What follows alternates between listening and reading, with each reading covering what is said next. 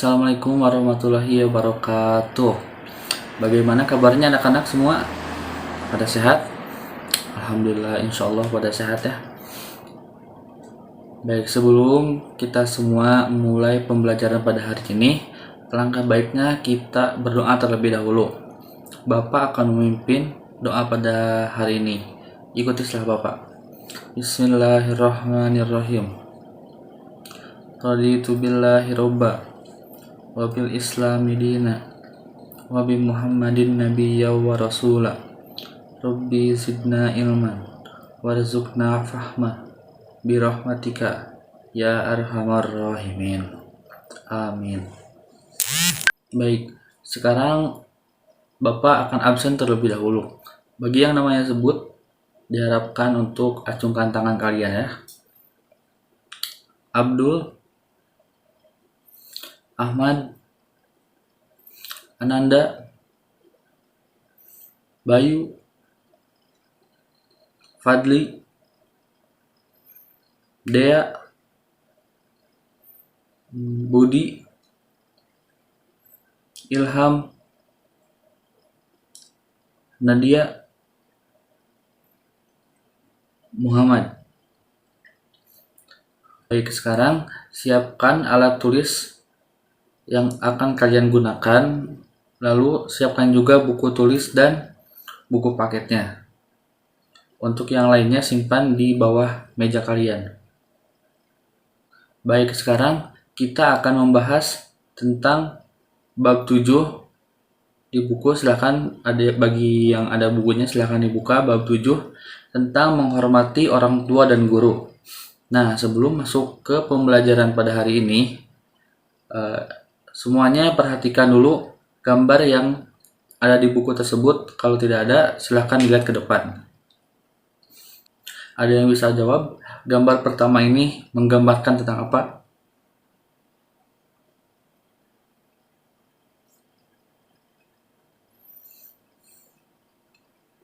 Baik, gambar pertama ini terdapat seorang bapak yang sedang membantu ibunya yang dalam keadaan sakit. Nah, di gambar tersebut menggambarkan tentang seorang anak yang menghormati orang tuanya, yaitu dengan cara selalu ada di sisinya ketika dia membutuhkan.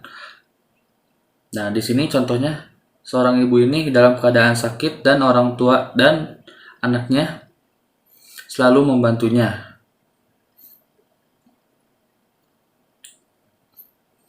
Itu merupakan salah satu contoh dalam menghormati orang tua. Lalu yang selanjutnya, foto kedua. Siapa yang bisa menjawab apa yang dijelaskan oleh foto tersebut? Baik, untuk foto kedua ini ada beberapa santriwati yang sedang bersalam-salaman dengan guru-gurunya. Nah, ini menggambarkan seorang siswa yang hormat kepada gurunya dengan cara bersalam-salaman atau bersilaturahmi. Baik, sampai sini ada yang ingin tanyakan atau sudah mengerti? Insya Allah pada mengerti ya. Baik, sekarang kita masuk ke pembahasan materi. Untuk materi yang pertama yaitu adab terhadap orang tua. Kalau kita amati di dalam kitab suci kita, yaitu kitab suci Al-Quran, bahwa ada perintah untuk berbakti kepada ibu dan bapak, yaitu bergandengan dengan perintah untuk menyembah Allah Subhanahu wa taala. Seperti yang telah Allah sampaikan dalam firman-Nya dalam surat Al-Isra ayat 23 yang berbunyi, A'udzubillahi minasyaitonirrajim, Bismillahirrahmanirrahim. Wa qada rabbuka alla ta'budu illa iyyah wa bil walidaini ihsana imma yablughanna indaka kibaru ahaduhuma aw kilahuma fala taqul lahuma uffin wa la tanharhuma wa qul lahuma qawlan karima.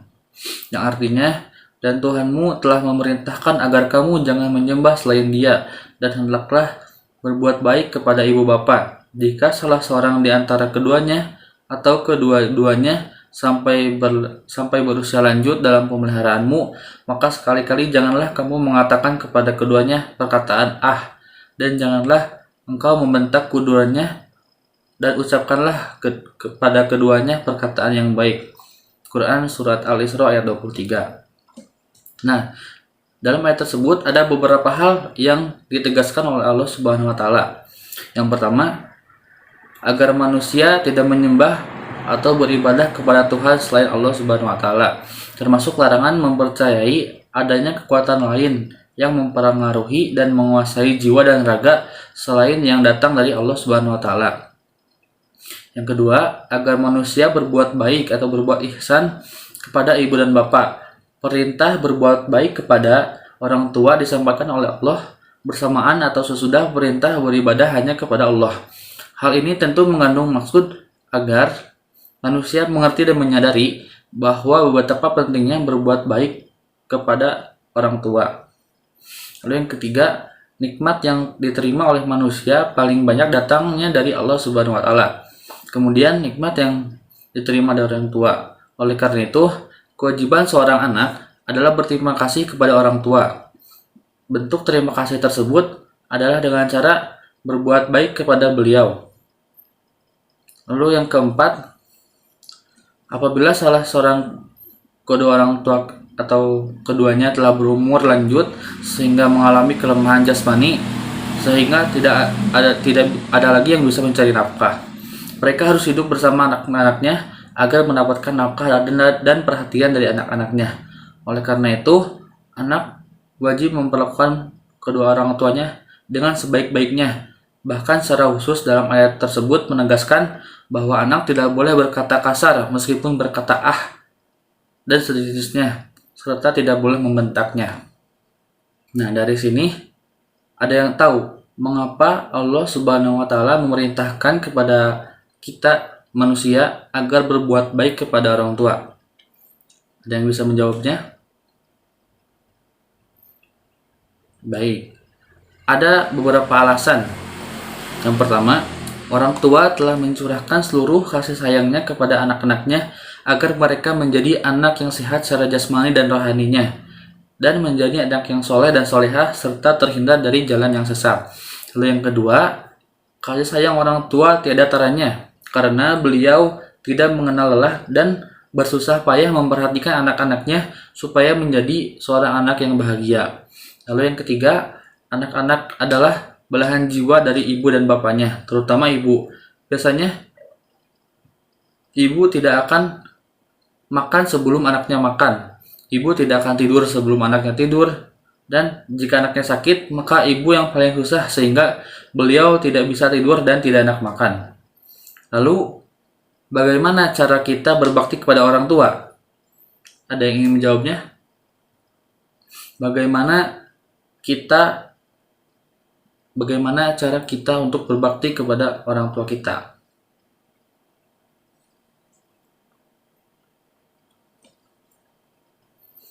Nah, Bapak akan jelaskan prinsip-prinsip dasar berbakti kepada orang tua. Yang pertama, hendaklah kita selalu tunduk dan patuh kepada orang tua kita dalam segala hal yang baik-baik.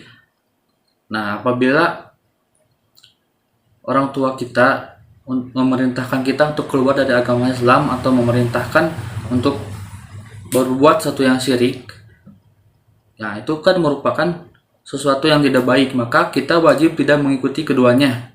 Tetapi penolakan itu harus dengan cara halus agar tidak menyakiti kedua orang tua kita. Lalu yang kedua, kita dilarang berkata kasar, membentak, misalnya berkata hus atau ah dan kata-kata sejenisnya, yang termasuk ungkapan yang tidak baik. Prinsip ini telah Allah sampaikan dalam firman-Nya dalam surat Al-Isra ayat 23 yang telah Bapak bacakan tadi. Lalu yang ketiga, apabila orang tua atau salah satunya mencapai usia lanjut, kita harus berbuat baik kepadanya sebagaimana orang tua kita merawat kita ketika kita masih kecil.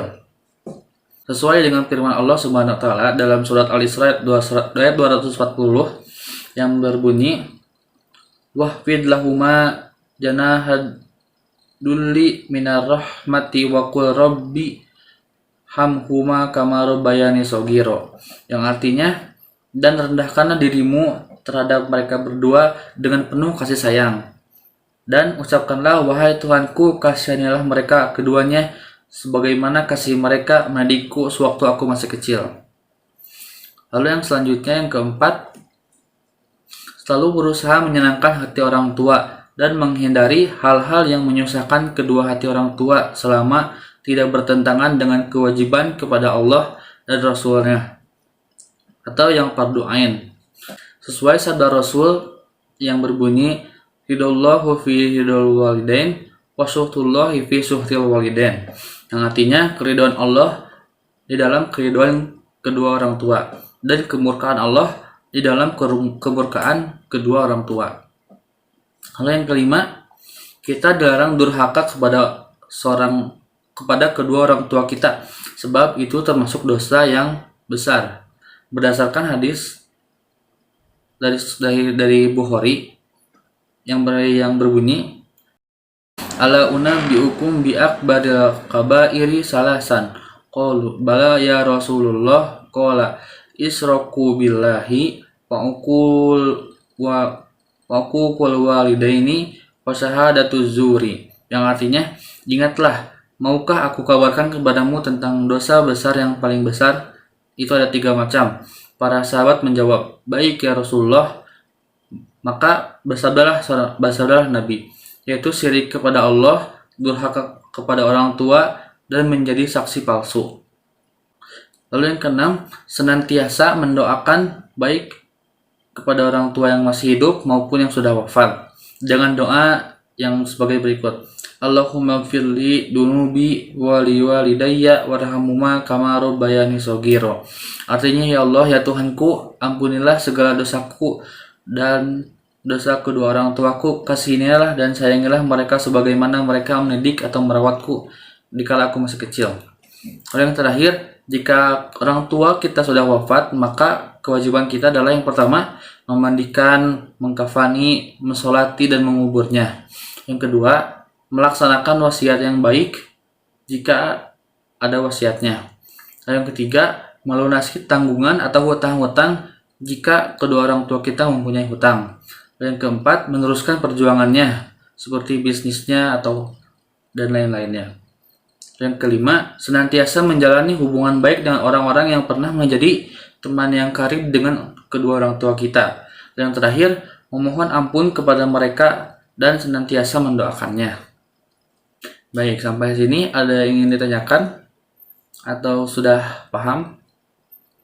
Insya Allah semuanya sudah paham ya.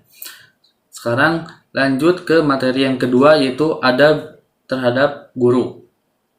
Nah, di samping kita berkewajiban berbakti kepada orang tua kita juga harus berkewajiban bersikap hormat dan patuh kepada guru-guru kita. Ada yang tahu kenapa kita harus patuh kepada bapak atau ibu guru kita? Ada yang tahu? Karena jasa guru sangatlah besar bagi murid-muridnya dan juga masyarakat. Bahkan bagi kemajuan bangsa dan negara. Kita tidak akan menjadi pintar tanpa bimbingan seorang guru untuk menjadi presiden, menteri, dokter, polisi, dan lain sebagainya memerlukan bimbingan seorang guru. Lebih dari itu, tugas guru tidak hanya memberikan pelajaran dalam berbagai ilmu pengetahuan kepada muridnya, tetapi juga bertugas mendidik mereka agar menjadi manusia yang baik, yang sehat jasmani dan rohani, dan kelak diharapkan agar menjadi seorang warga negara yang baik, luhur budinya, cinta kepada tanah air dan bangsanya. Bagi pelajar yang setiap hari berhubungan dengan gurunya, adab dan sopan santun mereka perlu diperhatikan dan dilaksanakan sebagaimana diperintahkan Nabi dalam hadis yang berbunyi, waqiru man ta'allamuna minhul ilma, yang artinya muliakanlah orang-orang yang telah memberikan pelajaran ilmu kepadamu. Nah, Bapak akan memberikan contoh-contoh tata krama dalam menghargai dan menghormati guru. Yang pertama, jika bertemu dengan guru, maka ucapkanlah salam. Yang kedua, perhatikan ketika guru sedang memberikan pelajaran. Yang ketiga, tunjukkan rasa rendah hati dan hormat serta sopan santun kepada guru. Yang keempat, menaati perintahnya selama perintah itu tidak bertentangan dengan ajaran agama. Yang kelima, senantiasa menjaga nama baik guru, tidak menceritakan aib dan juga kesalahan guru. Yang keenam, mengunjungi guru ketika ia sedang sakit atau mendapatkan musibah. Yang ketujuh, tetap mengakui guru tersebut sebagai guru walaupun sudah tidak mengajar lagi. Yang terakhir, patuh terhadap tata tertib sekolah, berarti pula patuh terhadap guru dan lain sebagainya. Nah, sampai sini apakah sudah paham? Dapat dipahami semuanya? Insya Allah dapat dipahami ya. Nah, dengan memahami ajaran Islam mengenai adab kepada orang tua dan juga kepada guru, maka seharusnya kita memiliki sikap berterima kasih kepada orang tua yang telah membesarkan kita, lalu berbakti kepada orang tua dengan semaksimal mungkin.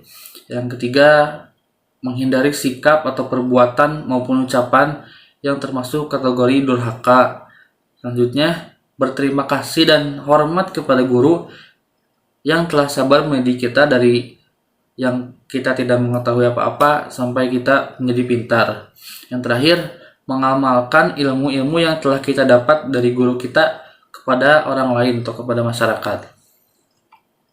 Lalu yang terakhir, hikmah dari pembahasan tentang hormat kepada orang tua dan kepada guru ini terdapat pada hadis riwayat At-Tirmidzi yang berbunyi, ridallahu fi ridal walidain wa suhtullahi fi suhtil walidain, yang artinya ridho Allah tergantung pada ridho orang tua dan murka Allah tergantung pada murka orang tua. Maka dari itu kita harus hormat kepada orang tua dan juga guru kita.